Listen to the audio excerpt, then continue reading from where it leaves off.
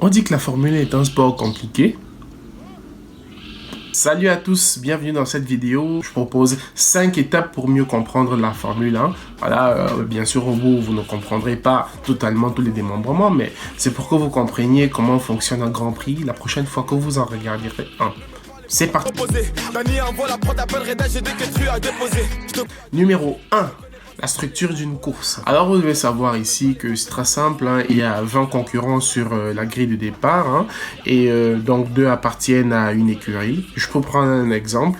Lewis Hamilton et Valtteri Bottas appartiennent à Mercedes AMG Petronas. Et ensuite, le nombre de tours varie selon le Grand Prix. Vous avez le Grand Prix de Monaco qui fait 78 tours. Par contre, le Grand Prix des États-Unis, lui, qui fait 56 tours. Troisième notion, il y a le meilleur temps au tour. Hein. Voilà, le meilleur temps au tour, c'est tout simplement... Je vous explique tout bêtement. Hein. Si, par exemple, je fais 1 minute, c'est-à-dire je tourne sur un circuit pendant 1 minute, mon concurrent direct, il fait, je dirais, 59 secondes, il était plus rapide que moi, c'est logique. Et si ce résultat reste jusqu'à la fin de la course, il remporte 1 point de plus, voilà. Donc 1 point est attribué à chaque pilote qui fait le meilleur temps au tour par Grand Prix. Donc lors d'une course, hein, si je vais plus vite que tous les autres, voilà, j'ai 1 point. Même si je me situe, peu importe la position de la grille, j'ai mis 1 point. Numéro 2, les participants d'un Grand Prix. Ici, vous devez savoir que pour participer à un Grand Prix, il faut être une écurie. Et nous en avons 10. Voilà, je vais vous les citer.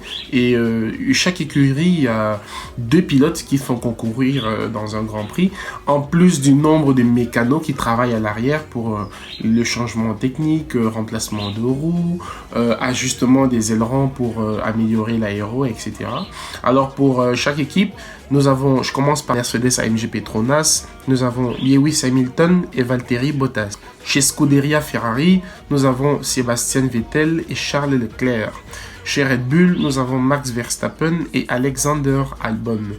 Du côté de Renault, il y a Daniel Ricciardo et Esteban Ocon qui est arrivé cette année.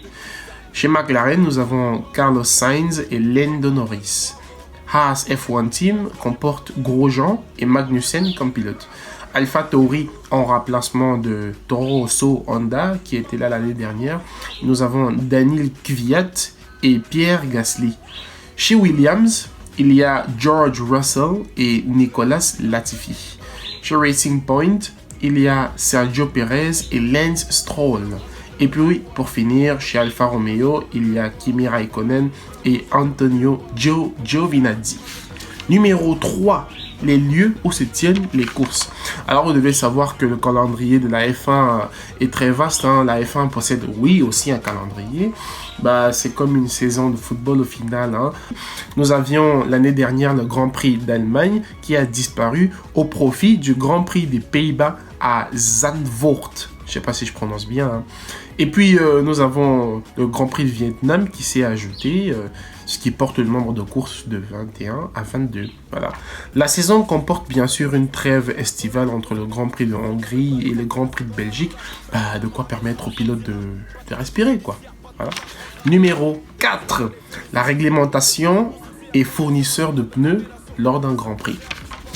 Alors ici, vous devez savoir que toutes les voitures, hein, elles ont la même forme, voilà. Elles ont aussi le même fournisseur de pneus. L'organe qui réglemente la F1 hein, s'appelle la FIA ou Fédération Internationale de l'Automobile.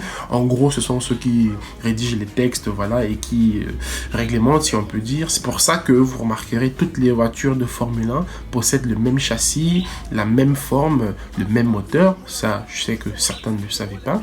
À l'exception de quelques petits appendices aérodynamiques qui, à l'occasion, peuvent créer la différence. Alors vous me poserez la question, mais Roland, si toutes les voitures de F1 ont la même forme, ont le même moteur, ont tout auto même, pourquoi alors il y a des premiers, il y a des deuxièmes, il y a certains qui écrasent d'autres?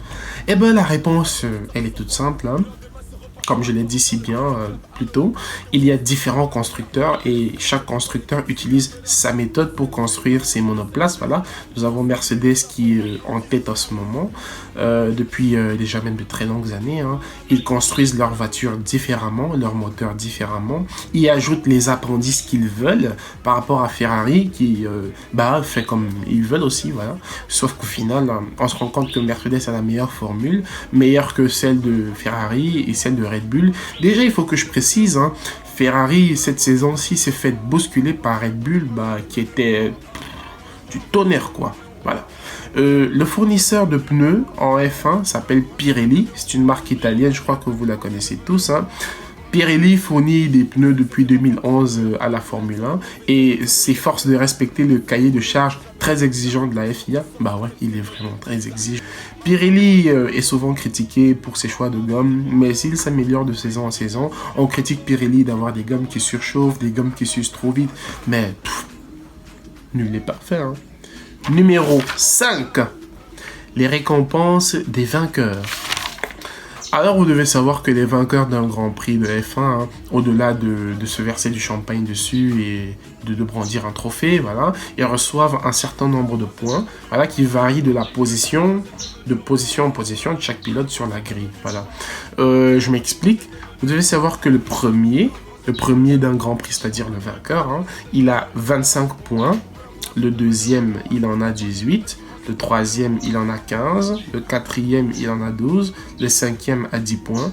Le sixième a 8 points. Le septième a 6 points. Le huitième en a 4.